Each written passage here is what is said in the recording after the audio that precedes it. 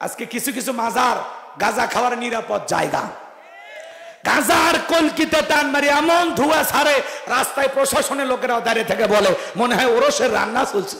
আপনি মাজারে গরু ছাগল নিয়ে দৌড়াইতেছেন আর গান গাইতেছেন, আমি দেব দিয়াছি প্রেম দরিয়ায় মাদার সন্ধানে।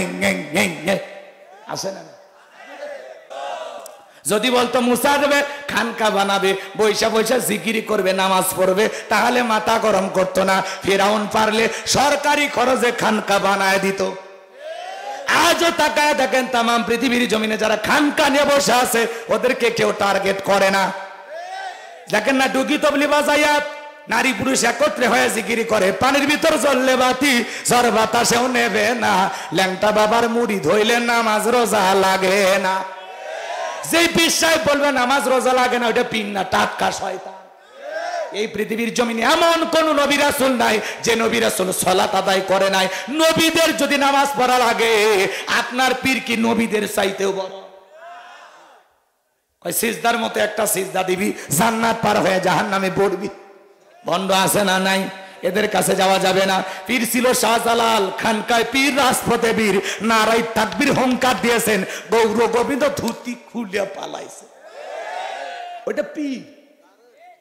শাহপরান শাহ মাকদুম বাইজিদ বুস্তামি আব্দুল কাদের জিলানী, আল্লামা খাজা মঈনুদ্দিন চিশতি রহমতুল্লাহ আলাইহি, রংপুরের কেরামতুল্লাহ, বগুড়া শাহ সুলতান, রাজশাহীর শাহ মাকদুম, বাগেরহাটের খান জাহান আলী, এই যে বড় বড় আল্লাহওয়ালাদের কারণে এদেশের ইসলামের প্রচার প্রসার হয়েছে। আল্লাহ বলেন ওয়াকুনু মাস সাদিকিন, তোমরা সত্যবাদীদের সঙ্গী হও। যে পীরের পা থেকে মাথা পর্যন্ত নবীর সুন্নাত দিয়ে ঢাকা, যার চেহারার দিকে তাকালে আল্লাহর কথা স্মরণ হয়, যে পীর নিজের ইমামতিতে মুরিদদেরকে এনে নামাজ আদায় করে, ওটা হলো পীর। কথা কন? আজকে কিছু কিছু মাজার গাঁজা খাওয়ার নিরাপদ জায়গা। গাঁজার কলকিতে টান মারি এমন ধোঁয়া ছাড়ে, রাস্তায় প্রশাসনের লোকেরাও দাঁড়িয়ে থেকে বলে মনে হয় ওরসের রান্না চলছে। গাঁজা খায় মুজদারি লাল বানাইছে, টর্চ লাইট মেরে মুখকেও খুঁজে পাওয়া যায় না, বগলের চুলতে বেরি বেরি হয়েছে। আর সুন্দরবনে বসলে বান্দরবনে কি অবস্থা আছে না নাই? ভণ্ড সেখানে নারীরা পর্যন্ত যায়।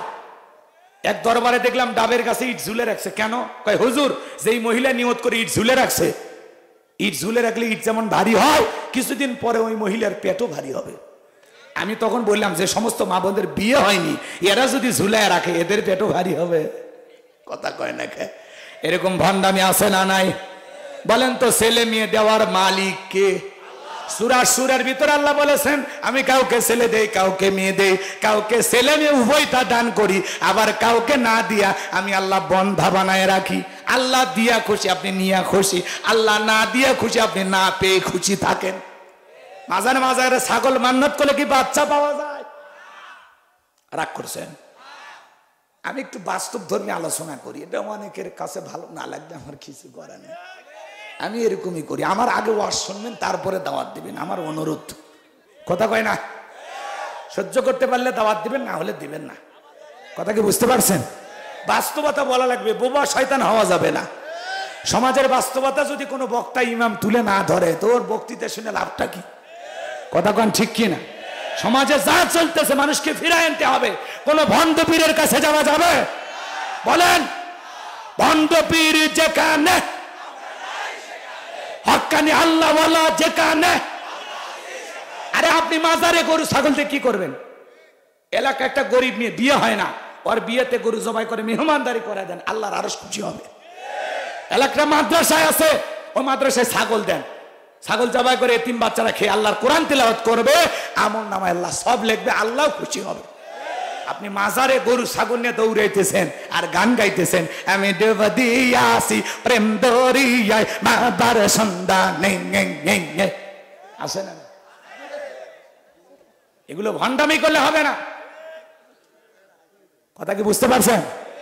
খবরদার। আচ্ছা, মাজারে পীর সাহেব যদি আল্লাহওয়ালা হয়, উনি তো ভালো আছে, তো গরু ছাগল দিয়ে লাভ কি? হাজার হাজার গরু ছাগল আপনারা নিয়ে যান, সবগুলো জবাই করে পীর সাহেবের অ্যাকাউন্ট ভারী হয়। কোনো মরিদ, কোনো গরিব মরিদ যদি অসুস্থ হয় 2 লাখ টাকার চেক দেয়। বাচ্চু সাহেব দয়ার শরীর 2 লাখ দিতে পারে, কিন্তু কোন পীর খালি নিতে পারে, পকেটে ঢুকাইতে পারে, মাল খোলে না। কথা কোন ঠিক কি না? যদি গরিব মুরিদকে দিয়ে সহযোগিতা করতো তাহলে বুঝতাম না এরা ভালো। ওদের একান ভারী হয়, পীরের বাড়ি 10 তালা আর মুরিদের বাড়ি গাছ। এটা হইল আল্লাহওয়ালারা সবাইকে নিয়েই ভালো থাকতে চায়, আল্লাহওয়ালারা সকলের পাশে থাকতে চায়। কথা কি বোঝা গেল? রাগ করবেন না, আমি আর কষ্ট আপনাদেরকে দিতে চাই না। সামনের দিকে যাই বাজান গো আমার। এই দুনিয়ার জমিনে যারা খানকানে বসে আছে ওদেরকে কেউ টার্গেট করে না। যারা আল্লাহর জমিন আল্লাহর দ্বীনকে বিজয় করতে চায়, কোরআনের সমাজ ব্যবস্থা কায়েম করতে চায়, বাতিলের তাদেরকে টার্গেট করে করে ভিতরে ঢোকায়। কথা কন ঠিক কিনা? সামনের দিকে যাই, লম্বা হবে, লম্বা করবো না, কন ঠিক কিনা? মুসার সন্দেহ জবাই করতে করতে 3টা বর্ণনা পাওয়া যায়। কেউ বলেছেন 20,000, কেউ বলেছেন 24,000, কেউ বলেছেন 80,000। এতগুলো সন্তান জবাই করা হয়েছে। 3 মাস পরে দবিরাকে ডেকে বলে, দবিরা গবেষণা করে বল আমার পথের কাটা মুসা মরলো না বাঁচলো। এইবার দবিরা গবেষণা করে বলে, নেতা যদিও বনি ইসরাইল মায়ের বুক খালি করা হাজার হাজার সন্তান জবাই করেছেন, কিন্তু আপনার পথের কাটা মুসা এখনো মরে নাই, মরে নাই, মায়ের কোলে জীবিত আছে, সুস্থ আছে, কিন্তু কোথায় আছে, কোন বাড়িতে আছে সেইটা বলার ক্ষমতা আমাদের নাই। বলেন আল্লাহু আকবার। ওয়ামাকারু আমাকারাল্লাহ ওয়াল্লাহু খায়রুল মাকিরিন। খেলাকার আল্লাহ চাই মুসারে বাঁচাইতে, আর ফিরাউন চাই মারতে। ওর 14 গোষ্ঠী এক জায়গায় হয়ে মারতে পারবে। মুসার সাথে আছেন তিনি কে? এবার ফেরাউন সমস্ত সেনাবাহিনীকে ডেকে বলে, এলাকায় তল্লাশি চালাও, সিরিন অভিযান চালাও, ঘরে ঘরে খবর নিয়ে দেখো কোন ঘরে মুসারে পাইবা, দরবার জবাই করবা, আমার মাথার টেনশনটা দূর করো। এইবার একদল সেনাবাহিনী মুসা নবীর বাড়ির দিকে রওনা করেছে। মুসা নবীর বড় বোন নাম তার মারিয়ম ডেকে বলে, মা ওই যে ফেরাউনের সেনাবাহিনী দেখা যায়, মা আর বুঝি ভাইকে বাঁচানো গেল না? পয়গম্বরের মা মুসা নবীর মা এবার সন্তানকে কোলে নিয়ে এদিক সেদিক দৌড়ায়। কে যেন এলহামের মাধ্যমে গায়েবী আওয়াজ দেয়, বলে মুসার মা চুলার ভিতরে তোমার ছেলেটাকে ফেলাইয়া দাও, কথা দিলাম গো তোমার ছেলেকে আবার তোমার কোলেই ফেরাইয়া দেব। মুসা নবীর মা তাই করলেন, চুলার ভিতরে সন্তানটাকে ফেলাই দিলেন। ফিরাউনের সেনাবাহিনী পুরো বাড়ি সার্চ করলেন, তল্লাশি চালাইলেন, তন্ন তন্ন করে ঘরের সবকিছু খুঁজলেন। এরপরে যখন সেনাবাহিনীরা চলে যায়, মুসা নবীর মা চুলার ভিতরে তাকায় দেখে মুসা নবী চুলার ভিতরে পড়ে মুস্কি মুস্কি হাসে। সন্তানটাকে কোলের মধ্যে নিয়ে গালে মুখে চুমা খায়। আবারও কে জানো এলহামের মাধ্যমে আওয়াজ দেয়, বলে মুসারামা আর কতদিন জালেমদের ভয়ে লুকিয়ে রাখবা, সিন্ধুক একটা বানাইয়া দরিয়ার বুকে ভাসায় দাও, কথা দিলাম গো তোমার ছেলেকে আবার তোমার কোলেই ফেরাইয়া দেবো। বলেন আল্লাহু আকবার। আমার ভাইয়েরা চিন্তায় পড়ে গেলেন, সিন্ধুক পাবেন কোথায়? সকালবেলা কে যেন ডেকে বলে, মিস্ত্রি লাগবে। মা মিস্ত্রি, আমি একজন মিস্ত্রি। ডাক দেয় না, কয় বলে মাছ লাগবে, মাছ লাগবে, কথা কয় নাকি? লুঙ্গি নিয়ে আসে, বলে লুঙ্গি লাগবে, শাড়ি 3 পিস, ম্যাজিক মশারি, এরকম ডাক দেয় নাকি? ডাক দেয় নাকি?